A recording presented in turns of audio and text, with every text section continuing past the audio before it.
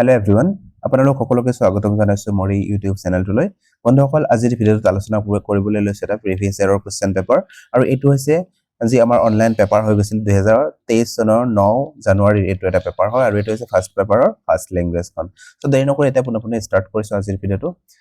আজিৰ ভিডিঅ'টোৰ প্ৰথম কোৱেশ্চনটো দি আছে তলত দিয়া কেইটাৰ ভিতৰত কোনটো আধাৰ বা প্ৰাৰম্ভিক প্ৰথম দক্ষতা নহয়। ইয়াত আমাক সুধিছে যে আমাৰ যে প্ৰথম দক্ষতা থাকে সেই প্ৰথম দক্ষতাৰ আদি স্তৰত বা প্ৰাৰম্ভিক পৰ্যায়ত আমি কেনেকুৱা ধৰণৰ দক্ষতা অৰ্জন কৰো তাৰ ভিতৰত এটা দক্ষতা নহব। চাৰিটা দিছে তিনিটা শুদ্ধ হ'ব এই প্ৰাৰম্ভিক প্ৰথম দক্ষতাৰ ক্ষেত্ৰত আৰু এটা শুদ্ধ নহব। এই যেটো শুদ্ধ নহয় এটোই আমাক চিনাকি মানে বিচাৰি উলিয়াব দিছে। অপচন নম্বৰ 1 ত কৈছে বিসংকেতিকৰণ। বিসংকেতিকৰণ কি হয় যে যেতিয়া বিসংকেতিকৰণ মানে ইয়াক আমি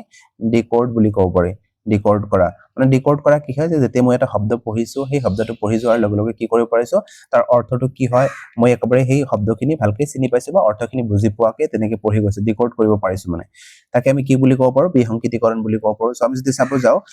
প্ৰাৰম্ভিক প্ৰথম দক্ষতাৰ ক্ষেত্ৰত ডিকোড কৰাটো এটা কি হ'ব প্ৰথম মানে দক্ষতা হ'ব। অপচন নম্বৰ 1 টো শুদ্ধ হ'ব। দুইত কৈছে শব্দ চিনাক্তকৰণ মানে যেতিয়া মই এটা পাঠ পঢ়িছো প্ৰাৰম্ভিক পৰ্যায়ৰ কথা ক'ব গৈছে ইয়াতে যে শব্দখিনি আমি চিনি পাব লাগিব না যেতিয়া পঢ়ি যোৱা মানে এনেকুৱা নুবুজায় যে আমি খালি ওপৰৰ পৰা পঢ়ি গৈছো তাৰ একো অৰ্থ বুজি পোৱা নাই। প্ৰথম মানে কি আমি গোটেইখিনি মানে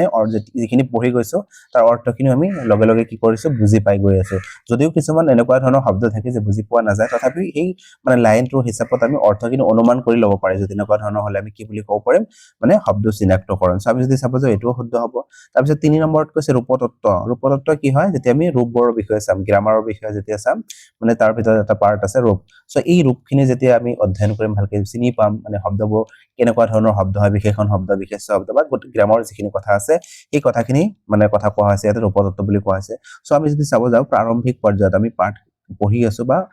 আৰম্ভিক পৰ্যায়ত যদি আমি ক'ব যাও এই গ্ৰামাৰৰ কথাখিনি নাহে। গ্ৰামাৰৰ কথাখিনি পিছলৈহে আমি চাম। প্ৰাৰম্ভিক পৰ্যায়ত আমি জাস্ট শব্দখিনি পঢ়ি গৈছো তাৰ অৰ্থখিনি উদ্ধাৰ কৰিব পাৰিছো তেনেকৈ পঢ়ি যোৱা হয় আৰু লাষ্টত গৈ কি কৰা হয় যেতিয়া বস্তুখিনি মানে লাহে লাহে হেহুৱে ডাঙৰ হৈ গৈ থাকে ক্লাছ আগবাঢ়ি গৈ থাকে তেতিয়া কি হয় এই বাকি ব্যাকৰণবোৰৰ লগতো চিনাকি হয় বা সন্দৰ্ভ অনুসৰি য'ত যেনেকৈ প্ৰয়োজন হয় টিচাৰে সেই হিচাপে ব্যাকৰণবোৰ শিকাই যায়। সো আমাক কোনটো নহয় বুলি সুধিছিলে ন অপচন নম্বৰ যেটো 3 দি আছে এটোৱে ইয়াৰ মানে অশুদ্ধ আৰু সেই কাৰণে এটোৱে শুদ্ধ হয়। তাৰপিছত কৈছে শব্দ সম্ভাৰ গঠন। শব্দ সম্ভাৰ গঠন কি হয় আমি যেতিয়া বিভিন্ন ধৰণৰ পাঠ পঢ়ি যোৱাৰ লগে লগে সেই শব্দ সম্ভাৰবোৰ কি কৰো গঠন কৰো বা সেই শব্দ ভণ্ডাৰ আমাৰ লাহে লাহে বৃদ্ধি কৰি থাকো। সো এটো শুদ্ধ হ'ব। 3 নম্বৰটো ইয়াৰ অশুদ্ধ আৰু সেই কাৰণে এটো শুদ্ধ হয়। এতিয়া আছে নেক্সট কোৱেশ্চনটোলৈ কোৱেশ্চন নম্বৰ 2। কোৱেশ্চন নম্বৰ 2 ত কি কৈছে চাব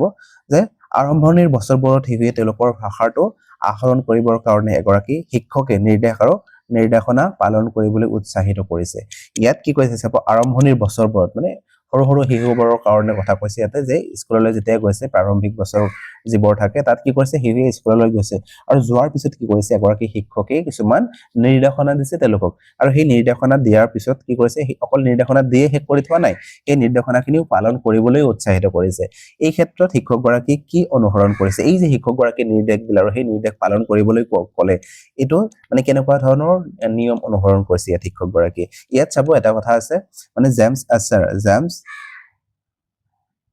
এছাৰ নামৰ এজন ভাষাবিদ আছিলে আৰু তেওঁ কি কৰিছিলে যে টোটেল ফিজিক্যাল ৰেসপন্স TPR বুলি ক'ব পাৰি TPR টোটেল ফিজিক্যাল ৰেসপন্স নামৰ এটা কি কৰিছিলে সিদ্ধান্ত আগবঢ়াইছিলে আৰু এটো কি হয় সৰু সৰু ষ্টুডেন্টখিনিৰ কাৰণে বহুত মানে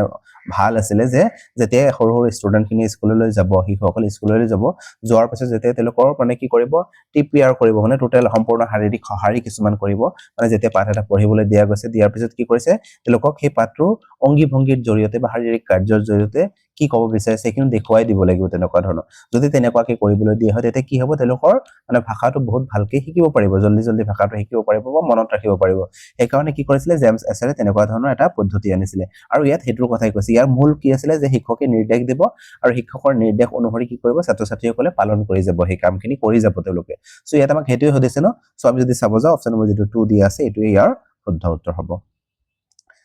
এতিয়া আছে নেক্সট কোৱেশ্চনটোলৈ কোৱেশ্চন নম্বৰ 3। কোৱেশ্চন নম্বৰ 3 ত কি কৈছে চাব যে ভাষা হৈছে দেশৰ এক সামাজিক আহিলা। ইয়াত কি কৈছে ভাষা আমাৰ এটা সামাজিক আহিলা হয় আমি জানো ন কিন্তু কিহৰ কাৰণে এটা সামাজিক আহিলা হয় হেতু আমি ক'ব লাগিব। অপচন নম্বৰ 1 ত কৈছে ব্যাখ্যা বা তৰ্জমা। আমি ভাষা এই কাৰণে পঢ়ো নে আমি ভাষাখিনি অকল ব্যাখ্যা কৰি আছো বা তৰ্জমা মানে এটো আৰবী শব্দ হয় ব্যাখ্যাটোই আমাৰ অসমীয়া শব্দ হয় যে ব্যাখ্যা কৰি গৈছে অকল যে কি হৈছে গোটেইখিনি মই ব্যাখ্যা কৰি গৈ আছো। সো এইটো অনুশুদ্ধ নহব 2 নম্বৰ দিছে কথা বাৰ্তা আমি যদি সাপোজ এটোই শুদ্ধ হ'ব তাৰ কাৰণটো কি ভাষা আমি কি কাৰণে ব্যৱহাৰ কৰো নিজৰ মনৰ ভাৱ প্ৰকাশ কৰিবৰ কাৰণে ব্যৱহাৰ কৰো আদান প্ৰদানৰ কাৰণে ব্যৱহাৰ কৰো কথা বাৰ্তা ক'বৰ কাৰণে ব্যৱহাৰ কৰো সো এই কাৰণে অপচন নম্বৰ যে 2 দি আছে এটোই ইয়াৰ শুদ্ধ উত্তৰ হ'ব অনুকৰণ নহয় হস্তক্ষেপ নহয় সো অনুকৰণ এটা পদ্ধতিও আছে আমি পঢ়িছো বহুত যে কি কৰিছিলে যেখিনি বিহেভিয়ৰিষ্ট আছিলে বিহেভিয়ৰিষ্ট বোৰ কি কৰিছিলে অনুকৰণ মানে অনুকৰণৰ যোগেদি ভাষা শিকাৰ কথা কৈছিলে সো ইয়াতে কিন্তু এটো মানে এই ক্ষেত্ৰত এইবোৰ শুদ্ধ নহব অপচন নম্বৰ যেটো 2 দি আছে এটোই ইয়াৰ শুদ্ধ উত্তৰ হ'ব এতিয়া আছে নেক্সট কোৱেশ্চন টলে কোৱেশ্চন নম্বৰ 4 কোৱেশ্চন নম্বৰ 4 ত কি দিছে চাব যে পাঠ এটা পঢ়ি যাওতে বৰ্ণনা স্থান নাম সময় দিন বাৰ বা তাৰিখ আদি চিনাক্ত কৰিব পৰাটো হৈছে ইয়াত কৈছে যে পঠনৰ ভাগবোৰৰ কথা কৈছে পঠনৰ উপদক্ষতাৰ কথা কিছুমান কৈছে যে মই কোনো এটা পাঠ পঢ়ি আছো ৰিডিং কৰি থাকতে কি হৈছে মানে হিখিনি একেবাৰে মানে বৰ্ণনা পঢ়ি যাওতে বৰ্ণনা স্থান এনেকুৱা ধৰণৰ বৰ্ণনা চাইছো মই ডিটেইল বৰ্ণনা চাইছো কোট কোনটো স্থান কিছুমান নাম আছে সময় দিন বাৰ বা তাৰিখ এখিনি বিচাৰি যেতিয়া মানে পঠন কৰা হয় চিহ্নিত কৰিবৰ কাৰণে পঠন কৰা হয় তেনেকুৱা ধৰণৰ পঠনক আমি কেনেকুৱা ধৰণৰ পঠনৰ ভিতৰত ধৰিব পাৰিম হেতু আমাক খুদিছে সো ইয়াত চাব আমি বিভিন্ন ধৰণৰ পঠনৰ ভাগ পাইছো ন ইন্টেনসিভ ৰিডিং পাইছো বাউকেন্টিক পঠন পাইছো বা এক্সটেনসিভ ৰিডিং পাইছো বিস্তৃত পঠন পাইছো ইন্টেনসিভ ৰিডিং আৰু চাব এই যেটো মোক কথা কৈছে ইন্টেনসিভ মানে আমাক কৈছে এটো কি হয় ইন্টেনসিভ ৰিডিংৰ এটা ভাগ হয় আৰু ইন্টেনসিভ ৰিডিংক আমি দুটা ভাগত ভাগ কৰিব পাৰো এটা হৈছে কি স্থানীয় বাউকেন্টিক পঠন বুলি ক'ব পাৰো এটা হৈছে স্থানীয় আৰু এটা হৈছে বৈশ্বিক ইয়াত দিয়া আছে ন গোলকীয় বা বৈশ্বিক বুলি আমি ক'ব পাৰো এটা হৈছে স্থানীয় আৰু এটা হৈছে গোলকীয় ইয়াত চাব এইটো আমি অলপ চাব লাগিব কি বস্তু হয় এটো যে এই যে কিছুমান মানে আমি কি কৰিছো ইয়াতে নিৰ্দিষ্ট এটা পাঠ যেতে পঢ়ি গৈছো তাৰ পৰা এটা তাৰিখ মই বিচাৰি উলাইছো বা কিছুমান নাম মই বিচাৰিছো বা সময় দিন বাৰ মানে হেখিনি বস্তু কি কৰিছে একবাৰে তন্নকৈ বিচাৰি যেতে উলিয়াইছো ইয়াক আমি কি বুলি ক'ব পাৰো মানে স্থানীয় বোধশক্তি মানে স্থানীয় বস্তুখিনি মই চাইছো ইয়াতে ওভাৰঅল মানে পাঠটো মই পঢ়া নাই যদিও পঢ়িছো ওভাৰঅল মানে বস্তুখিনি জানাৰ কাৰণে তেনেকুৱা ধৰণৰ পঢ়া হোৱা নাই মানে অকল মই যিখিনি বস্তু লাগে হেখিনি বস্তু বিচাৰি মই পঢ়ি আছো এনেই তন্নকৈ পঢ়ি আছো এই কাৰণে ইন্টেনসিভ ৰিডিংয়ে হয় কিন্তু তাৰ ভিতৰতো ভাগ যেটো আমি পালো হেতু হ'ব ইয়াৰ শুদ্ধ উত্তৰ ইয়াত মানে কি কৈছে কিছুমান স্পেসিফিক বস্তুৰ কথা কৈছে আৰু হেতু স্থানীয় বোধশক্তিৰ ভিতৰত আহিব স্থানীয় বোধশক্তি বা স্থানীয় কি বুলি ক'ব পাৰো অববোধ বুলি ক'ব পাৰো সো এটো অপচন নম্বৰ 2 টো শুদ্ধ হ'ব আৰু যেটো চাব গোলকীয় বোধশক্তি দি আছে গোলকীয় বোধশক্তি বুলি কোৱাৰ লগে লগে যিখিনি মই পাঠ পঢ়িছো অকল মানে বৰ্ণনা স্থান নাম তেনেকুৱা ধৰণৰ বিচাৰি পাঠ নকৰো একেবাৰে বিস্তৃতভাৱে গোটেইখিনি পঢ়িম কিন্তু তন্নকৈ এটা শব্দৰ বা বাক্যটোত কি কৈছে ব্যাকৰণবোৰ কেনেকুৱা ধৰণৰ ব্যৱহাৰ হৈছে গোটেইখিনি যেতিয়া আমি সামৰি মানে তন্নকৈ পঢ়িম তেতিয়া আমি তাক বুলি ক'ব পাৰিম গোলকীয় বোধশক্তি বা বৈশ্বিক বোধশক্তি বুলি ক'ব পাৰিম সেইখিনি মনত ৰাখিব ইয়াত আমাক যিখিনি সুধিছিলে হেই মৰ্মে অপচন নম্বৰ 2 টো হ'ব ইয়াৰ শুদ্ধ উত্তৰ হস্তক্ষেপকৰণ নহয় বা পাঠটোৰ ব্যাখ্যা এনেকুৱা ধৰণৰ নাই সো অপচন নম্বৰ 2 শুদ্ধ হ'ব এতিয়া আছে নেক্সট কোৱেশ্চন টলে কোৱেশ্চন নম্বৰ 5 ইয়াত কি কৈছে চাব এগৰাকী শিক্ষকে পঞ্চম মানৰ ছাত্ৰ-ছাত্ৰীক পঠনৰ আনন্দ লবৰ কাৰণে আৰু পাঠটোৰ ধাৰণাবোৰ ভালদৰে বুজি পাবৰ কাৰণে এটা দীঘলীয়া পাঠ পঢ়িবলৈ দিছে শিক্ষকগৰাকী এই ক্ষেত্ৰত তলৰ কোনটো অভ্যাস কৰোৱাইছে ইয়াত কি কৈছে এগৰাকী শিক্ষকে এটা পাঠ পঢ়িবলৈ দিছে আৰু এটো পাঠ কেনেকুৱা ধৰণৰ হয় আনন্দ লাভ কৰাৰ কাৰণে পাঠ কৰিবলৈ দিছে আৰু ভালদৰে যাতে বস্তুখিনি বুজি পায় তেও কি বুজি পোৱাৰ কাৰণে তেও পঢ়িবলৈ দিয়া গৈছে এনেকুৱা ধৰণৰ যে পঢ়িবলৈ দিয়া মানে দিলে শিক্ষকগৰাকী এটো কেনেকুৱা ধৰণৰ পঠন বা কেনেকুৱা ধৰণৰ অভ্যাস গঠন কৰিবৰ কাৰণে পঢ়িবলৈ দিছে এটো আমি ক'ব লাগে অপচন নম্বৰ 1 ত কৈছে বিস্তৃত পঠন 2 ত কৈছে ঐকান্তিক পঠন 3 ত কৈছে জটিল খণ্ডসমূহৰ পুনৰসজ্জিত পঠন আৰু 4 ত কৈছে অংশীদাৰ বা সংগ পঠন এখিনি আমি এটা চাম কি হয় এখিনি ইয়াত চাব বিস্তৃত পঠন যেটো দিয়া আছে বিস্তৃত পঠন কি হয় যেতিয়া আমি কোনো এটা পাঠ বিস্তৃতভাৱে অধ্যয়ন কৰিম আনন্দ লাভৰ কাৰণে জানিবৰ কাৰণে জ্ঞান লাভৰ কাৰণে যেতিয়া পঢ়িম তাক আমি কি বুলি ক'ব পাৰো বিস্তৃত পঠন বুলি ক'ব পাৰো সো আমাক ইয়াত এটোই সুধিছিলে ন আনন্দ লাভৰ কাৰণে আৰু জানিবৰ কাৰণে বা জ্ঞান লাভৰ কাৰণে পঢ়িবলৈ দিছিলে অপচন নম্বৰ 1 টো ইয়াৰ শুদ্ধ উত্তৰ হ'ব তাৰ পিছত যি ঐকান্তিক পঠন বুলি দি আছে এটো আমি পালি অলৰেডি ন ঐকান্তিক পঠন কি হয় যেতিয়া আমি কোনো এটা বস্তু পঢ়িছো কোনো এটা পাঠ পঢ়িছো একবাৰে তন্নকৈ যেতিয়া পঢ়িছাম মানে প্ৰতিটো শব্দৰ অৰ্থ চাম আক্ষৰিক অৰ্থ কি হয় বা হেখিনি বাক্যৰ মাজত কি ক'ব বিচাৰিছে তাত ব্যাকৰণৰ কেনেকুৱা ধৰণৰ প্ৰয়োগ হৈছে এই গুটেইখিনি যেতিয়া মই চালি পঢ়িম তাক আমি কি বুলি ক'ব পাৰো ঐকান্তিক পঠন বুলি ক'ব পাৰো তাৰ পিছত যেটো দি আছে জটিল খণ্ডসমূহৰ পুনৰসজ্জিত পঠন বা ইয়াক আমি জিগছু পঠন বুলিও ক'ব পাৰো জিগছু পঠন বুলিও ক'ব পাৰো এই জিগছু পঠন বা পুনৰ জটিল খণ্ডসমূহৰ পুনৰসজ্জিত পঠন মানে হৈছে কি কিছুমান পাজল দিয়া যাব আৰু এই পাজলখিনি কি কৰিব লাগিব সলভ কৰিব লাগিব নাইবা এনেকুৱা ধৰণৰ হ'ব যে কিছুমান এটা পাঠ পঢ়ি দিয়া মানে পঢ়াই দিয়া হৈছে পঢ়াই দিয়াৰ পিছত কি কৰা হৈছে কিছুমান মানে জাগা খালি খালি থৈ দিয়া হৈছে আৰু এই খালি থোৱা জাগাখিনি কি কৰিবলৈ দিছে তেওঁলোকক পিছলৈ পূৰণ কৰিবলৈ দিয়া গৈছে সো ইয়াকো আমি কি বুলি ক'ব পাৰো এই জটিল খণ্ডসমূহৰ পুনৰসজ্জিত পঠন বুলি ক'ব পাৰো নাইবা এনেকুৱা হ'ব পাৰে যে কিছুমান তেওঁলোকক মানে ছবি দিছে আৰু সেই ছবিবোৰ কি কৰিব লাগে কিছুমান ষ্ট্ৰিক আৰ্ট লগাই লগাই সেই ছবিখিনি সম্পূৰ্ণ কৰিব লাগে সাপোজ এইটো এটা ছবি মই এনে ধৰি লৈছো আৰু ইয়াত এটা পাৰ্ট আছে ইয়াত তেনেকুৱা ধৰণৰ পাৰ্ট কে দিয়া আছে আৰু কিছুমান পাৰ্ট কি কৰা হৈছে তাৰ পৰা আঁতৰাই দূৰত ৰখা হৈছে আৰু সেই পাৰ্টখিনি দি কি কৰিব লাগিব এই ছবিটো সম্পূৰ্ণ কৰিব লাগিব যেতিয়া তেনেকুৱা ধৰণৰ মানে কি কৰিব পঠন কৰিবলৈ দিয়া হ'ব তেওঁলোকক ইয়াক আমি কি বুলি ক'ব পাৰো জিগছ ৰিডিং বা এই জটিল খণ্ডসমূহৰ পুনৰসজ্জিত পঠন বুলি ক'ব পাৰো তাৰপিছত যেটো দিয়া আছে অংশীদাৰমূলক বা সংঘ পঠন অংশীদাৰমূলক পঠন কি হয় যেতিয়া কি কৰা হয় মানে শ্ৰেণী কোঠাত সাপোজ দুজন দুজনকৈ গোটত ভাগ কৰি দিয়া হৈছে আৰু নাইবা গ্ৰুপ হিচাপে বনাই দিয়া হৈছে 4-5জনকৈ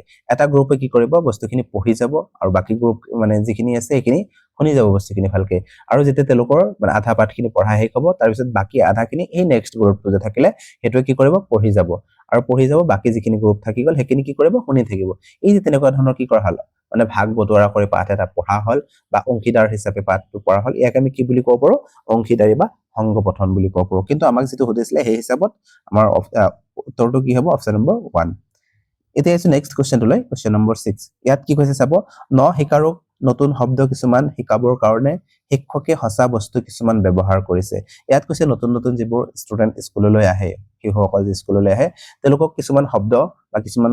টপিক এনেকুৱা ধৰণৰ আছে যিখিনি তেওঁলোকক ৰিয়েল যিখিনি বস্তু আছে সেইখিনি যে মানে দেখুৱাই যদি তেওঁলোকক বুজাই দিয়া হয় তেওঁলোকে বহুত ভালকে শিকিব পাৰিব আৰু যদি মানে বিমূৰ্ত মানে তেওঁলোকৰ আগত বস্তুখিনি নাই কিন্তু এনেই কৈ থকা হৈছে তেতিয়া তেওঁলোকে ইমান ভালকে শিকিব নোৱাৰিব আৰু সেই কাৰণে কি কৰা হয় এই সৰু সৰু শিক্ষাৰ্থীসকলক কিছুমান মেটেৰিয়েলছ বা কিছুমান বস্তু বাস্তৱ জীৱনৰ পৰা আনি তেনেকুৱা ধৰণৰ শিক্ষা দিয়া হয় বা বুজাই দিয়া হয় এই যে এনেকুৱা ধৰণৰ কিছুমান সামগ্ৰী ব্যৱহাৰ কৰিলে তাৰ কাৰণটো কি আমাক সুধিছে অপচন নম্বৰ 1 ত কৈছে এই কাৰ্যই শব্দবোৰ শুদ্ধ বানান শিকোৱাত সহায় কৰে এই যিখিনি কাৰ্য আমি পালো বা যিখিনি বস্তু আমি লৈ আহিলো এই বস্তুখিনি কি কৰিব শুদ্ধ বানান শিকোৱাত সহায় কৰিব সো ইয়াত বানানৰ কথা কেনেকৈ আহিব বানান নাহিবই বস্তুখিনি আমি শিকাই আছো তেওঁলোকক বুজ এটা দি গৈ আছো ন মানে তেওঁলোকে যাতে বস্তুখিনি বুজি পায় সেই কাৰণে তেনেকুৱা ধৰণৰ কৰা হৈছে সো ইয়াত বানানৰ কথা নাহিব ইয়াত কৈছে কেৱল বস্তুৰ জৰিয়তেহে শব্দ ভাণ্ডাৰ বা শব্দ সম্ভাৰ বিকাশ কৰা যায় অকল আমি বস্তু তেনেকুৱা ধৰণৰ বস্তু আনি হে তেওঁলোকৰ শব্দ ভাণ্ডাৰ বিকাশ কৰিব পাৰিম জানো আমি এনেও বহুত বস্তু এনে শিকাব পাৰিম গোটেইখিনিতো বস্তু ঘৰৰ পৰা আনা সম্ভৱ নহব ন সেই কাৰণে আমি যদি চাবো কেৱল বুলি কোৱাৰ লগে লগে এটো অশুদ্ধ হৈ গল তিনিত কৈছে কোমল বয়সীয়া শিকাৰুৱে জটিল আৰু বিমূৰ্ত ধাৰণা বুজিব নোৱাৰে আমি যদি সাপোজ এটো কিছু পৰিমাণে শুদ্ধ হয় যে কোমল বয়সীয়া যিখিনি শিশুসকল থাকে সৰু সৰু ষ্টুডেন্ট যিখিনি থাকে সেইখিনিক যদি আমি বিমূৰ্ত ধাৰণা দি দিও কিছু নহয় শুদ্ধ হয় এটো যে কি কৰা হয় কিছুমান বিমূৰ্ত ধাৰণা কিছুমান শব্দ যদি কৈ দিয়া যায় তেওঁলোকে ইমান বুজি নাপাব কিন্তু যদি তেওঁলোকক মূৰ্ত বস্তু আনি দিয়া যায় সেই বস্তুটো নাম ধৰি যদি কোৱা হয় তেতিয়া তেওঁলোকে বস্তুটো বহুত ভালকে চিনি পাব বা বুজি পাব সো হেতু ইয়াত কোৱা হৈছে সো আমি যদি চাবো যে এটো শুদ্ধ হয় চাৰিত কৈছে এই কাৰ্যই শিকাৰক বাস্তৱ জীৱনত দেখা বস্তুবোৰৰ সৈতে শব্দবোৰ সম্পৰ্কিত কৰাত সহায় কৰিব আমি যদি চাবো যাও ইয়াত কৈ এই 4 নম্বৰ অপচনটো বেটাৰ হয় 4 নম্বৰটো বহুতখিনি সময় আছে যে ইয়াত এই যে বাস্তৱ জীৱনৰ পৰা কিছুমান হসা সামগ্ৰী লৈ অহা হৈছে ন সো ইয়াত সেই কথাখিনি কৈছে যে এই কাৰ্যই শিকাৰক কি কৰিব বাস্তৱ জীৱনত দেখা বস্তুবোৰৰ সৈতে শব্দৰ সম্পৰ্কিত কৰাত সহায় কৰিব কেনেকুৱা ধৰণৰ শব্দ কৈছো আৰু বাস্তৱ জীৱনত এই বস্তুটো কেনেকুৱা ধৰণৰ হয় যেতিয়া মিলাই চাব তেওঁলোকে বহুত ভালকে বুজি পাব বা জলদি জলদি শিকিব সো আমি যদি চাবো যাও এই কাৰণে অপচন নম্বৰ 4 টোৱে বেটাৰ অপচন আৰু এটোৱে শুদ্ধ উত্তৰ এতিয়া আছে নেক্সট কোৱেশ্চনটো লৈ কোৱেশ্চন নম্বৰ 7 কোৱেশ্চন নম্বৰ 7 ত কি কৈছে যেতিয়া ছাত্ৰ ছাত্ৰীয়ে নতুন ভাষা এটা বুজি পায় বা বুজিব পাৰে কিন্তু ক'ব নোৱাৰে তেতিয়া এই স্তৰটো কি বুলি কোৱা হয় যেতিয়া কিছুমান নতুন মানে ষ্টুডেন্টক কিছুমান নতুন ভাষা শিকাই থকা হৈছে কিন্তু শিকাই থাকোতে তেওঁলোকে কি কৰিছে বস্তুখিনি বুজি পাইছে কিন্তু মনে মনে আছে তেওঁলোকে ক'ব পৰা নাই ভালকে যে মানে ক'ব লাগিব তেওঁলোকে সেইখিনি তেওঁলোকৰ এতিয়াও অহা নাই তেওঁলোকৰ মনত কিন্তু কামখিনি চলি আছে ভাষা কিন্তু তেওঁলোকে শিকি আছে কিন্তু তেওঁলোকে যি কোৱাৰ কেপাসিটি আছে সেইখিনি তেওঁলোকৰ এতিয়াও বিকাশ হৈ উঠা নাই সো ইয়াক আমি কি বুলি ক'ব পাৰিম অপচন নম্বৰ 1 দিছে যে বচন উদীয়মান মানে স্পেচ ইমাৰ্জেন্ট হলে কি হ'ব আমি ক'ব পাৰো যে সৰু সৰু যে শিশুবোৰ থাকে যেতিয়া জন্ম হোৱাৰ পিছত তেওঁলোকে বিভিন্ন ধৰণৰ মানে কান্দি উঠে বা কিছুমান এনে শব্দ কিছুমান উলিয়াই দিয়ে ইয়াক আমি কি বুলি ক'ব পাৰো স্পেচ ইমাৰ্জেন্ট বুলি ক'ব পাৰো কিন্তু ইয়াত তেনেকুৱা ধৰণৰ হোৱা নাই ন ইয়াত তেওঁলোকে অলৰেডি ভাষাটো শিকিছে মাতৃভাষা শিকিছে স্কুললৈ গৈছে স্কুললৈ যোৱাৰ পিছতে যেতিয়া আন এটা ভাষা শিকাই থকা হৈছে তেতিয়া তেওঁলোকে সেই ভাষাটো বুজি পাইছে কিন্তু ক'ব পৰা নাই তেনেকুৱা ধৰণৰ ইয়াত 2 নম্বৰ কৈছে নীৰৱ 3 নম্বৰ কৈছে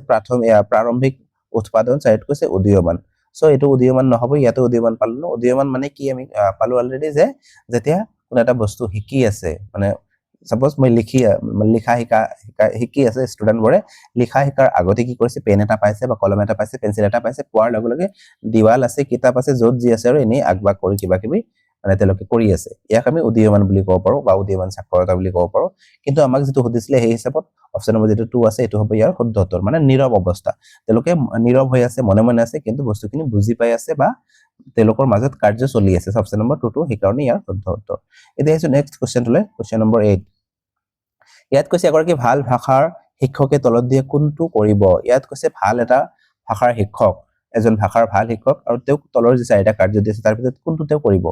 অপচন 1ত কৈছে যে পাঠ্যপুথিত থকা সকলো প্ৰশ্নৰ উত্তৰবোৰ শিকাব যে পাঠ্যপুথি এটা পঢ়াই যোৱা হৈছে আৰু পঢ়াই যোৱাৰ পিছত তাৰ মানে কেনেকুৱা ধৰণৰ প্ৰশ্ন উত্তৰ দি আছে গোটেইখিনি তেওঁলোকক শিকাব দুইত কৈছে পাঠ্যপুথিখিনিক আহিকন আৰু এক উৎসৰূপে গ্ৰহণ কৰিব মানে হিকনৰ এক উৎসৰূপে গ্ৰহণ কৰিব সো আমি ক'ব পাৰো এটো যে যেতিয়া পাঠ এটা পঢ়াই থকা আছে আমি অকল পাঠটোৰ ওপৰতে নিৰ্ভৰ কৰিব নালাগে আমি পাঠটো পঢ়ি মানে গৈ কি কৰিম তেওঁলোকৰ বাস্তৱ জীৱনৰ সৈতে তাক আমি সংপৃক্ত কৰিম তেওঁলোকে বাস্তৱ জীৱনত কেনেকুৱা ধৰণৰ মানে পৰিস্থিতি তেনেকুৱা ধৰণৰ পৰিস্থিতিৰ সন্মুখীন হৈছে নেকি বা বাস্তৱ জীৱনত কেনেকুৱা ধৰণৰ হয় বস্তুখিনি যেতিয়া আমি কি কৰিম কিতাপটোক উৎস হিচাপে লৈ তেনেকুৱা ধৰণৰ শিকাই থাকে ইয়াক আমি বেষ্ট বুলি ক'ব পাৰো আৰু এটো কৰিব লাগে একচুয়ালি শ্ৰেণী কোঠাত নহলে তেওঁলোকে মানে শিকিব নোৱাৰে ভালকৈ বস্তুখিনি বুজি নাপায় তিনিত কৈছে কেৱল পাঠ্যপুথিত অন্তৰ্ভুক্ত প্ৰশ্নবোৰ ইয়াত কেৱল কি কৰিছে পাঠ্যপুথিত যিখিনি অন্তৰ্ভুক্ত প্ৰশ্ন আছে সেইখিনি অকল প্ৰস্তুত কৰি দি গৈছে প্ৰশ্ন কাকত প্ৰস্তুত কৰি দি গৈছে চাৰিত কৈছে প্ৰদত্ত পাঠ্যপুথিৰ ওপৰত সম্পূৰ্ণৰূপে ভৰসা কৰি মানে যিখিনি পাঠ্যপুথি আছে একেবাৰে সম্পূৰ্ণৰূপে হেতুৰ ওপৰতে ভৰসা কৰিম আৰু বাকি একোই নকও মানে তেনেকুৱা ধৰণৰ সো আমি চাব যদি যাও অপচন নম্বৰ যেটো 2 দি আছে এটোৱে ইয়াৰ শুদ্ধ উত্তৰ হ'ব এতিয়া আছে নেক্সট কোৱেশ্চনটোলৈ কোৱেশ্চন নম্বৰ 9 ইয়াত কি কৈছে চাব এগৰাকী শিক্ষকে ছাত্ৰ-ছাত্ৰীৰ ভাষাৰ কৰ্মসমূহ ফলদাৰ এটাত ৰাখি থৈ গৈছে আৰু পাছত হেতু পৰিদৰ্শনৰ পাৰদৰ্শিতাৰে মূল্যায়ন কৰোতে ব্যৱহাৰ কৰিছে এই ক্ষেত্ৰত শিক্ষকজনে ব্যৱহাৰ কৰা মূল্যায়নৰ কৌশলটো হৈছে ইয়াত কৈছে এগৰাকী শিক্ষকে কি কৰিছে ছাত্ৰ-ছাত্ৰীসকলৰ যিখিনি কাৰ্যকলাপ আছে এই কাৰ্যকলাপখিনি কি কৰিছে এটা ফল্ডাৰৰ ভিতৰত সোমাই ৰাখিছে আৰু কি কৰিছে তাৰ পিছত তেওঁলোকক যাতে মূল্যায়ন কৰাত সহজ হয় মানে ফল্ডাৰটো খুলি চাই তেওঁলোকক তেনেকুৱা ধৰণৰ মূল্যায়ন কৰিছে এই ক্ষেত্ৰত শিক্ষকজনে কোনটো মূল্যায়ন কৰিলে কেনেকুৱা ধৰণৰ মূল্যায়ন কৰিলে আমি ক'ব লাগে অপচন নম্বৰ 1ত কৈছে নিৰূপণ বা চিহ্নিতকৰণ পৰীক্ষা ইয়াত নিৰূপণ বা চিহ্নিতকৰণ পৰীক্ষা হোৱা নাই আমি যদি চাব যে এজন শিক্ষকে কি কৰিছে ছাত্ৰ-ছাত্ৰীসকলৰ মানে গোটেই কাৰ্যখিনি ভাল বেয়া যিমান যি আছে গোটেইখিনি যেতিয়া এটা ফল্ডাৰৰ ভিতৰত এনেকুৱা ধৰণৰ এটা ফল্ডাৰ আছে ডিজিটেলি ক'ব পাৰো ফল্ডাৰ আছে বা ফাইল এটা আছে এই ফাইলৰ ভিতৰত ভৰাই থৈছে ইয়াক আমি কি বুলি ক'ব পাৰো পৰ্টফলিও বুলি ক'ব পাৰো অপচন নম্বৰ যেটো 4 দি আছে এটো ইয়াৰ শুদ্ধ উত্তৰ হ'ব পৰ্টফলিও মানে তেনেকুৱা ধৰণৰ 6 মাহ বা 1 বছৰ বা যিজনে যি কৰে আৰু মানে বেছিভাগ 1 বছৰৰে কৰা হয় পৰ্টফলিও সো 1 বছৰৰ যিমান কি আছে কাৰ্য আছে তেও গোটেইখিনি তাত ভৰাই ৰাখে আৰু যেতিয়া তেও নেক্সট ক্লাছত প্ৰমোট কৰা হয় তাৰ যি টিচাৰ থাকে এই টিচাৰজনে তেও এই পৰ্টফলিওটো চোৱাৰ লগে লগে গম পাই যাব যে ছাত্ৰজন কেনেকুৱা ধৰণৰ হয় বা তেওক আমি কেনেকে শিকাব লাগিব সো সেই ক্ষেত্ৰত কি কৰিব এই টিচাৰজনক সহায় কৰিব সো ইয়াক আমি কি বুলি ক'ব পাৰো পৰ্টফলিও বুলি ক'ব পাৰো এতিয়া আছে নেক্সট কোৱেশ্চনটোলৈ কোৱেশ্চন নম্বৰ 10 কোৱেশ্চন নম্বৰ 10ত কি কৈছে চাব যে শিকাৰৰ মাতৃভাষাই লক্ষ্য ভাষাত হস্তক্ষেপ কৰিবলৈ নিদিয়াৰ শিকন পদ্ধতিটোক কি বুলি কোৱা হয় ইয়াত কৈছে যে শিকাৰৰ মানে ছাত্ৰ-ছাত্ৰীসকলৰ যি মাতৃভাষা আছে এটো লক্ষ্য ভাষা এটা শিকি আছে সাপোজ মাতৃভাষা এটা শিকি আছে মাতৃভাষাটো অসমীয়া হয় আৰু তেও কি কৰি আছে ইংৰাজী ভাষা এটা শিকি আছে ইংৰাজী ভাষা এটা কি কৰিছে শিকি আছে আৰু এই যে মাতৃভাষাটো শিকিছে প্ৰথমতে শিকিছে আৰু এই ইংৰাজী ভাষাটো যে শিকি আছে এই মাতৃভাষাই মানে অসমীয়া ভাষাটো কি কৰে না ইংৰাজী ভাষাত একো প্ৰভাৱ পৰিব দিয়া নাই ইয়াত যে ইংৰাজী শিকাইছে অকল ইংৰাজীতে শিকাইছে আৰু বেলেগ ভাষাৰ তাত কোনো আশ্ৰয় নাই এই যে তেনেকুৱা ধৰণৰ শিকালে এই পদ্ধতিটোক আমি কি বুলি ক'ব ইয়াত মনত ৰাখিব যে যেতিয়া লক্ষ্য ভাষা এটা শিকাই থকা হয় আৰু তাত মাতৃভাষাৰ সহায় লোৱা নহয় অকল লক্ষ্য ভাষাটোতে কৈ থকা হ'ব সাপোজ এটো এটা শ্ৰেণী কোঠা হয় মই ধৰি লৈছো এটো এটা শ্ৰেণী কোঠা হয় তাত কি কৰা হৈছে ইংৰাজী ভাষাটো শিকাই থকা হৈছে আৰু এই শ্ৰেণী কোঠাটোত কি কৰা হ'ব গোটেইখিনি যিমান যে ষ্টুডেন্ট আছে তাক ইংৰাজীতে কথা ক'বলৈ দিয়া হ'ব শিক্ষকজনে কি কৰিব ইংৰাজীতে ইন্টাৰেক্ট কৰি থাকিব আৰু তেনেকুৱা ধৰণৰ পৰিবেশ যেতিয়া দিয়া যায় ইয়াক আমি কি বুলি ক'ব ডাইৰেক্ট মেথড অপচন নম্বৰ 1 টো হ'ব ইয়াৰ শুদ্ধ উত্তৰ ডাইৰেক্ট মেথড মানে তেনেকুৱা ধৰণৰ হয় যে ডাইৰেক্ট আমি যেটো ভাষা শিকাইছো এটো ভাষা শিকাম আৰু সাপোজ এটো শ্ৰেণী কোঠা আছে শ্ৰেণী কোঠাৰ বাহিৰতো যেতিয়া আহিছে সাপোজ এইবোৰ বাহিৰৰ জায়গা হয় যেতিয়া বাহিৰত আছে বাহিৰতো চাইছে পোষ্টিং হোল্ডাৰ যিমান আছে ইংৰাজী ভাষাতে মানে আছে বা দোকানত গৈছে দোকানীজনেও ইংৰাজীত কথা পাতিছে ৰিক্সাৱালাই ইংৰাজীত কথা পাতিছে যেতিয়া তেনেকুৱা ধৰণৰ মানে এটা পৰিবেশ দিয়া যায় তেতিয়া কি হয় মানে ভাষাটো বহুত ভালকৈ শিকিব পৰা যায় বা ইয়াকে আমি প্ৰত্যক্ষ মেথড বা ডাইৰেক্ট মেথড বুলি ক'ব পাৰো অপচন নম্বৰ 1 টো ইয়াৰ শুদ্ধ উত্তৰ এতিয়া আহিছো নেক্সট কোৱেশ্চনটোলৈ কোৱেশ্চন নম্বৰ 11 ইয়াত কি কৈছে চাব তলত উল্লেখ কৰা কোনটো অধমুখী অভিগমন বা টপ ডাউন এপ্ৰ'চৰ ভিতৰত নহয় ইয়াত চাব নহয়টো মন কৰিব ইয়াত কৈছে যে চাৰিটা অপচন দি আছে তাৰ ভিতৰত কোনটো মানে টপ ডাউন এপ্ৰ'চ নহয় মানে বটম আপ এপ্ৰ'চ হ'ব ইয়াৰ মানে বটম তলৰ কোনটো বটম আপ এপ্ৰ'চ হয় এইটো আমি ক'ব লাগে অপচন 1ত কৈছে ভাষাৰ অৰ্থ উদ্ধাৰৰ কাৰণে শিক্ষাৰ্থীগৰাকীয়ে তেওঁৰ পূৰ্বজ্ঞান ব্যৱহাৰ কৰে যে ভাষাৰ অৰ্থ আমি উদ্ধাৰ কৰিবৰ কাৰণে শিক্ষাৰ্থীসকলে নিজৰ যি পূৰ্বজ্ঞান আছে সেই পূৰ্বজ্ঞানখিনি ব্যৱহাৰ কৰিছে সো আমি যদি চাব যে এইটো কি হয় মানে অৰ্থ উদ্ধাৰ কৰাৰ কাৰণে কৰিছে ন ইয়াতে এইটো মানে টপ ডাউন এপ্ৰ'চে হ'ব টপ ডাউন মানে কি হয় যেতিয়া আমি ওপৰৰ পৰা তললৈ আহিম একেবাৰে সামগ্ৰিকভাৱে পাঠ এটা চাইছো অৰ্থখিনি কি হয় আমি চাইছো তাৰ পিছত কি কৰিছো লাহে লাহে যেতিয়া তাৰ তলৰ ফালে গতি কৰিম যেনেকৈ পাঠটো সামগ্ৰিকভাৱে চোৱাৰ পিছত পেৰাগ্ৰাফবোৰত কি কৈছে এটা পেৰাগ্ৰাফ চাইছো বা এটা বাক্য চাইছো তাৰ পিছত এটা শব্দ চাইছো আৰু বৰ্ণবোৰ চাইছো যেতিয়া এনেকুৱাকৈ অহা হ'ব তেতিয়া আমি তাক টপ ডাউন এপ্ৰ'চ বুলি ক'ব পাৰোঁ সো ইয়াত সামগ্ৰিক অৰ্থৰ কথা কৈছে সেইকাৰণে ইয়াত টপ ডাউন এপ্ৰ'চে হ'ব তাৰ পিছত 2 নম্বৰত কৈছে পঢ়ি যাওঁতে বা শুনোতে শিক্ষাৰ্থীয়ে তাৰ পাছত কি হ'ব অনুমান কৰিব পাৰে আমি যদি চাও ইয়াতে অনুমান কৰাৰ কথা কৈছে ন যে যেতিয়া মই এটা পাঠ পঢ়িছো সামগ্ৰিকভাৱে পঢ়িছো কিন্তু তাৰ অৰ্থ মই বুজি পোৱা নাই এটা শব্দৰ কিন্তু বুজি নাপালেও কি কৰা হয় ইয়াতে এই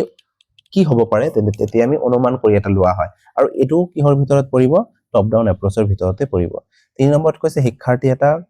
এটা শব্দ আৰু খণ্ড বাক্যৰ ওপৰত মনোযোগ দি ভাষাটো বুজি পাবলৈ চেষ্টা কৰিছে এইটো চাব এইটো অলপ ডিফাৰেন্ট হয় যে শিক্ষাৰ্থীয়ে কি কৰিছে প্ৰথমে শব্দবোৰ চাইছে আৰু শব্দবোৰ চোৱাৰ পিছত খণ্ড বাক্য মানে খণ্ড বাক্য কি হয় দুটা বা তিনিটা তেনেকুৱা ধৰণৰ শব্দ লগ লাগি আমি খণ্ড বাক্য বনাব পাৰোঁ তেনেকুৱা ধৰণৰ যেতিয়া প্ৰথমে শব্দখিনি চাইছে তাৰ পিছত খণ্ড বাক্য চাইছে আৰু তাৰ ওপৰত মনোযোগ দি ভাষাটো বুজিবলৈ চেষ্টা কৰিছে সামগ্ৰিকভাৱে কি কৰিছে ভাষাটো বুজিবলৈ চেষ্টা কৰিছে সো ইয়াক আমি কি বুলি ক'ব পাৰিম মানে বটম আপ এপ্ৰ'চ বুলি ক'ব পাৰিম বটম আপ মানে কি হয় আমি তলৰ পৰা ওপৰলৈ যাম প্ৰথমে আখৰ চাম তাৰ পিছত শব্দ চাম তাৰ পিছত বাক্য চাম তাৰ পিছত আৰু বাকীবোৰ যিমান আছে সেইখিনি চাইছে একেবাৰে সামগ্ৰিকভাৱে পাঠটো বুজি পাম ইয়াক আমি কি বুলি ক'ব পাৰোঁ বটম আপ এপ্ৰ'চ বুলি ক'ব পাৰোঁ ইয়াত যদি চাও অপচন নম্বৰ যেটো 3 দি আছে এটোৱে বটম আপ এপ্ৰ'চ হয় ইয়াত আমাক সুধিছিলে টপ ডাউন এপ্ৰ'চ নহয় বুলি সুধিছিলে ন সো এই কাৰণে এটোৱে ইয়াৰ শুদ্ধ উত্তৰ হ'ব 4 নম্বৰটোত কি কৈছে চাব যে শিক্ষাৰ্থী প্ৰথমে কবিতা আৰু সাধুৰ পৰা আৰম্ভ কৰি তাৰ পাছত বৰ্ণলৈ আহে সো এটো কি হ'ব টপ ডাউন এপ্ৰ'চে হ'ব এতিয়া আছে নেক্সট কোৱেশ্চনটোলৈ কোৱেশ্চন নম্বৰ 12 কোৱেশ্চন নম্বৰ 12ত কি কৈছে চাব উপচাৰাত্মক বা নিদানমূলক শিক্ষণ মানে উপচাৰাত্মক বা নিদানমূলক শিক্ষণ কি হয় আমি ক'ব লাগে ইয়াত চাব নিদানমূলক বা উপচাৰাত্মক শিক্ষণ কি হয় ৰেমেডিয়েল টিচিংৰ কথা কোৱা হৈছে ইয়াতে ৰেমেডিয়েল টিচিং আৰু এটা হৈছে ইয়াৰ আগতে আমি এটা কৰিব পাৰো ডায়াগনস্টিক টেষ্ট এটা কৰিব পাৰো ডায়াগনস্টিক টেষ্ট এটা কৰিব পাৰো যে যিখিনি মই ক্লাছ এটা কৰি আছো ক্লাছ 12 মানে ইয়াত ইমান ওপৰৰ ফালে নাযায় একচুয়ালি ক্লাছ 6 ত মই ক্লাছ কৰি আছো মানে ক্লাছ 6 ত ক্লাছ কৰি থাকোতে কিছুমান ষ্টুডেন্টে কি কৰিব পৰা নাই বুজিব পৰা নাই কোনো এটা বস্তু বা পাঠটো ভালকৈ বুজি পোৱা নাই মই কেনেকৈ গম পাম যে তেওঁলোকক এই পাঠটোৰ পৰা কোৱেশ্চন কিছুমান হবে বা বিভিন্ন ধৰণৰ তেওঁলোকৰ লগত কথা বতৰা পাতে তেতিয়া কি পাম আমি গম পাম যে এইখিনি তেও বুজি পোৱা নাই এটো আমি কি বুলি ক'ব পাৰো ডায়াগনস্টিক টেষ্ট বুলি ক'ব পাৰো আৰু যেতিয়া তেও বুজি নোপোৱা বস্তুখিনি আকৌ মই পঢ়াই যাম তেতিয়া তাক আমি কি বুলি ক'ব পাৰো ৰেমেডিয়েল টিচিং বা নিদানমূলক বা উপচাৰাত্মক শিক্ষণ বুলি ক'ব পাৰো ইয়াত আমাক হেতুই সুধিছে যে উপচাৰাত্মক শিক্ষণ মানে কি অপচন নম্বৰ 1ত কৈছে শিকাৰৰ শিক্ষণত আহি পৰা অন্তৰায়বোৰ পূৰণ কৰা উপচাৰাত্মক শিক্ষণ মানে এটো হয় যে তেওঁলোকৰ যে শিকি থকাতে তেওঁলোকৰ যে অন্তৰায় আছে বা যে দুৰ্বলতা আছে যিখিনি তেওঁলোকে বুজি পোৱা নাই সেইখিনি আমি পূৰণ কৰিছো পিছলৈ গৈছো আমি যদি চাব যে এটো শুদ্ধ হ'ব দুইত কৈছে ভুলকৈ বুজা ধাৰণাবোৰ সংশোধন কৰা মানে ভুলকৈ যিখিনি ধাৰণাটো বুজি পাইছে সেইখিনি মই সংশোধন কৰি দিছো 3 নম্বৰত কৈছে শ্ৰেণী কোঠাত সমজাতীয় বা কি কৈছে তে সমাংগতা বজাই ৰাখা 4 নম্বৰত কৈছে নতুন ভাষা সামগ্ৰীৰ পৰিচয় কৰোৱা আমি যদি চাব যাও মানে অপচন নম্বৰ যেটো 1 দি আছে এটোই শুদ্ধ হ'ব আৰু চাব 2 নম্বৰটো কিছু পৰিমাণে শুদ্ধ হয় কিন্তু এটো ইয়াৰ মাজতে সোমাই থাকিব যে যিখিনি ভুল আছে বা অন্তৰায়টো এটোই ক'ব পাৰি ন যিখিনি তেওঁলোকে মানে বুজি পোৱা নাই যিখিনি তেওঁলোকৰ ভুল আছে সেইখিনি কি কৰিম শিকাই দিম আমি বা যিখিনি গ্যাপ আছে তেওঁলোকৰ গ্যাপখিনি পূৰণ কৰিবলৈ চেষ্টা কৰিম সো এই কাৰণে অপচন নম্বৰ 2 টো 1 ৰ ভিতৰতে সোমাই আহিব সো এটো এই কাৰণে ইয়াৰ শুদ্ধ উত্তৰ হ'ব এতিয়া আছে নেক্সট কোৱেশ্চনটোলৈ কোৱেশ্চন নম্বৰ 13 ইয়াত কি কৈছে চাব আখৰ শব্দ আৰু প্ৰতীকৰ পৰা ব্যাখ্যা প্ৰতীকবোৰ পঢ়া ব্যাখ্যা কৰা তথা বুজি পোৱাৰ অসুবিধাৰ সৃষ্টি কৰা হেকন অক্ষমতাক কি বুলি ক'ব পাৰো ইয়াত চাব লাৰ্নিং ডিসেবিলিটিজ কিছুমান আছে লাৰ্নিং ডিসেবিলিটিজ বিভিন্ন ধৰণৰ আছে আৰু তাৰ ভিতৰত এটা আমাক সুধিছে যে যেতিয়া কোনো এটা বস্তু পঢ়ি গৈছো বা আখৰ যিবোৰ আছে বা শব্দবোৰ যে আছে বা প্ৰতীকবোৰ যে আছে এইবোৰ মানে পঢ়া তাৰ পিছত ব্যাখ্যা কৰা মানে কোৱাৰ ক্ষেত্ৰতে অসুবিধা মানে সন্মুখীন হৈছে মই এটা কিবা কথা কৈ আছো কিন্তু মই ক'ব পৰা নাই ফেচ কৰিব পৰা নাই এজনে আনজনক কেনেকৈ কম এইখিনি মই প্ৰকাশ কৰিব পৰা নাই বা কথা ক'ব ভালকৈ আমি নোৱাৰো সো ইয়াক আমি কি বুলি ক'ব পাৰিম যেতিয়া এনেকুৱা এজন অক্ষম ব্যক্তি পাম আমি যেতিয়াও ভালকৈ কথা ক'ব নোৱাৰে সো ইয়াক আমি কোনটোৰ ভিতৰত ধৰিব পাৰিম অপচন নম্বৰ 1ত কৈছে ডিসলেক্সিয়া কি হয় চাপোজ যেতিয়া আমি মানে কি হয় ক্যালকুলেট মানে গণনা কৰাৰ ক্ষেত্ৰত ক্যালকুলেট মানে কি ক্যালকুলেট কৰাৰ ক্ষেত্ৰত যে মই গণনা কৰাৰ ক্ষেত্ৰত ভুল হৈছে ইয়াক আমি কি বুলি ক'ব পাৰোঁ ডিসক্যালকুলিয়া বুলি ক'ব পাৰোঁ গণিতৰ ক্ষেত্ৰত যিবোৰ ভুল আহে তাৰপিছত কৈছে আচ্ছা এইটো ডিসলেক্সিয়া আছিল এইটো ডিসলেক্সিয়া মানে কি হয় যে পঠনৰ অক্ষমতা মই পঢ়ি গৈছো পঢ়ি যাওঁতে বস্তুখিনি মই ভালকৈ পঢ়িব পৰা নাই বুজি পোৱা নাই পঢ়োতে সাপোজ মই কি আছিলে এইটো সাপোজ কি আছিলে ড বুলি আছিলে কিন্তু মই পঢ়োতে কি কৈছো দৈবেন্দ্ৰ বুলি কৈছো বা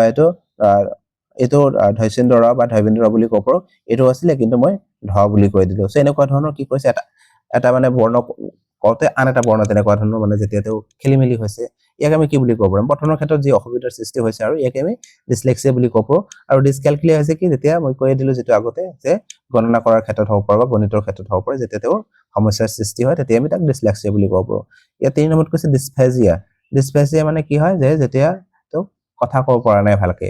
মানে এজনে আন এজনৰ লগত মানে কি কৰিব পৰা নাই ইন্টাৰেক্ট কৰিব পৰা নাই বা বাৰ্তা কৰিব পৰা নাই ইয়াক আমি কি বুলি ক'ব পাৰোঁ ডিসফেজিয়া বুলি ক'ব পাৰোঁ আৰু ৪ নম্বৰত কৈছে ডিসপ্ৰেক্সিয়া কি হয় যে এটা এটা মটৰ ডিসএবিলিটিজ হয় যে তেওঁ ভালকে চলাফেৰা কৰিব পৰা নাই তেওঁ মানে চলাফেৰা কৰোতে যিখিনি মাংসপেশী আছিলে ভালকে কাম কৰা নাই তেওঁ আন এটা বস্তুৰ লগত মানে কি কৰি মানে ধৰি তেওঁ চলাফেৰা কৰিব লগা হৈছে তেতিয়া আমি তাক কি বুলি ক'ব ডিসপ্ৰেক্সিয়া বুলি ক'ব কিন্তু আমাক ইয়াত যেটো সুধিছিলে এটো হ'ব মানে শুদ্ধ উত্তৰটো হ'ব অপচন নম্বৰ 3 ডিসপ্ৰেক্সিয়া মানে তেওঁ কথা কোৱাৰ ক্ষেত্ৰত অসুবিধা হৈছে এফএসিয়া বা ডিসফেজিয়া এটো হ'ব ইয়াৰ শুদ্ধ উত্তৰ এতিয়া আছে নেক্সট কোৱেশ্চনটোলৈ কোৱেশ্চন নম্বৰ 14 ইয়াত কি হৈছে চাব ছপা সমৃদ্ধ বা প্ৰিন্ট ৰেজিষ্ট পৰিবেশ এটা কি থাকে মানে ছপা সমৃদ্ধ যি পৰিবেশ আছে তাত কি থাকে আমি ক'ব লাগে অপচন নম্বৰ 1 ত কৈছে শ্ৰেণী কোঠাত তালিকা পোষ্টাৰ জাননী আদি সজাই থোৱা থাকে ইয়াত চাব প্ৰিন্ট ৰেজিষ্ট এনভায়ৰনমেন্ট বুলি কোৱা আছে ন প্ৰিন্ট মানে কি প্ৰিন্ট যে আমি কৰি থকা সাধাৰণতে বুজি পাওঁ না সবে কোনো এটা বস্তু মই প্ৰিন্ট কৰিছো বা হাতে লিখি দিছো এটো কি হয় মানে প্ৰিন্টেড বস্তু হয় বা ছপা সমৃদ্ধ হয় ন সেটোৱে ক'ব পাৰি ছপা সমৃদ্ধ বা প্ৰিন্ট ৰেজিষ্ট এনভায়ৰনমেন্ট বুলি ক'ব পাৰি যে ছপা বস্তু কিছুমান আছে লিখা বস্তু কিছুমান আছে এখিনি কি কৰি থব লাগিব আৰ্ট থব লাগিব ক্লাছৰুমটোত বা ৰাস্তাত বিভিন্ন ধৰণৰ আমি দেখা পাওঁ ন হোল্ডিং পোষ্টাৰ যিমান দেখা পাওঁ এইবোৰ কি হয় এটা ছপা সমৃদ্ধ মানে সামগ্ৰী হয় ছপা সমৃদ্ধ পৰিবেশ দিয়া হৈছে বাহিৰ সো আমি যদি সাপোজ অপচন নম্বৰ যদি 1 দি আছে শ্ৰেণী কোঠাত তালিকা পোষ্টাৰ জাননী আদি আৰি থোৱা হ'ব সজাই থোৱা হ'ব এটোৱে কি হয় ছপা সমৃদ্ধ পৰিবেশ হয় 2 নম্বৰত কৈছে sign board placard label বন্ধা কাগজ আদি থাকে মানে এইবোৰ কাগজ থাকিলেতো নহব সাইন বোৰ্ড থকা বা তেনেকুৱা ধৰণৰ প্লে কাৰ্ড থকা লেবেল লগোৱা কিছুমান কাগজ যদি থাকে কিন্তু আমি কি ক'ব পাৰিম জানো যে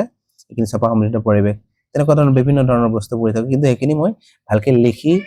যেতিয়া কাগজ আকাৰত প্ৰকাশ কৰি মানে আৰি থম ইয়াক আমি হে ছপা সমৃদ্ধ পৰিবেশ বুলি ক'ব পাৰিম তিনিত কৈছে শ্ৰেণী কোঠাৰ আলমাৰীৰ কিতাপ মানে থাকে শ্ৰেণী কোঠাত বিভিন্ন ধৰণৰ আলমাৰী বা কিতাপ থাকে ইয়াক আমি ছপা সমৃদ্ধ পৰিবেশ বুলি ক'ব নোৱাৰো 4 নম্বৰত কৈছে টিভি কম্পিউটাৰ স্মাৰ্টফোন আদি ইলেক্ট্ৰনিকৰ মাধ্যমত সামগ্ৰীবোৰ থাকে আমি যদি চাব যে এটো শুদ্ধ নহব অপচন নম্বৰ 1 টো ইয়াৰ শুদ্ধ উত্তৰ হ'ব এটা আছে নেক্সট কোৱেশ্চনটোলৈ কোৱেশ্চন নম্বৰ 15 ইয়াত কৈছে প্ৰথম পিঢ়ি বা প্ৰজন্মৰ শিকাৰু দা ফাৰ্ষ্ট জেনাৰেশন লাৰ্নাৰ্স মানে হৈছে ইয়াত কৈছে যে প্ৰথম পিঢ়িৰ মানে শিক্ষাৰ্থী বা শিকাৰু কোনবোৰ হয় আমি ক'ব লাগে অপচন 1 ত কৈছে পৰিয়াল এটাৰ পৰা বিদ্যালয়লৈ যোৱা প্ৰথম সকল মানে এটা পৰিয়ালৰ পৰা যেতিয়া বিদ্যালয়লৈ প্ৰথম কোনোবাই গৈছে স্কুলত বা যেতিয়া প্ৰথম তেওঁ গৈছে তাকে আমি কি বুলি ক'ব ফাৰ্ষ্ট পিঢ়ি বা ফাৰ্ষ্ট প্ৰজন্মৰ শিক্ষাৰ্থী বুলি ক'ব পাৰো অপচন নম্বৰ 1 টো যদি চাবজো শুদ্ধ উত্তৰ হ'ব দুইত কৈছে যে বিদ্যালয়ত নাম ভৰ্তি কৰিবলৈ প্ৰথম অহাসকল মানে বিদ্যালয়ত নাম ভৰ্তি কৰিবলৈ অহা বিভিন্ন ধৰণৰ আহিব পাৰে ন এটা পৰিয়ালৰ পৰা হ'ব লাগিব এটা পৰিয়ালৰ পৰা বিদ্যালয়লৈ যেজন প্ৰথম যাব বা এটা বংশৰ পৰা যেতিয়া প্ৰথম যাব তেওঁক আমি কি বুলি ক'ব পাৰো ফাৰ্ষ্ট প্ৰজন্মৰ শিক্ষাৰ্থী বুলি ক'ব পাৰো অপচন নম্বৰ 1 টো ইয়াৰ শুদ্ধ উত্তৰ হ'ব সো আজিৰ ভিডিওটোতে 15টা কোৱেশ্চন আলোচনা কৰিলো যদি কোনোবাই ভিডিওটো ভাল পায় লাইক শেয়াৰ কৰিব আৰু এতিয়াও যদি আমাৰ চেনেলটো সাবস্ক্ৰাইব কৰা নাই সাবস্ক্ৰাইব কৰি কাষত থকা বেল আইকনটো দবাই ৰাখিব ভিডিওটো শেষলৈ চোৱাৰ বাবে ধন্যবাদ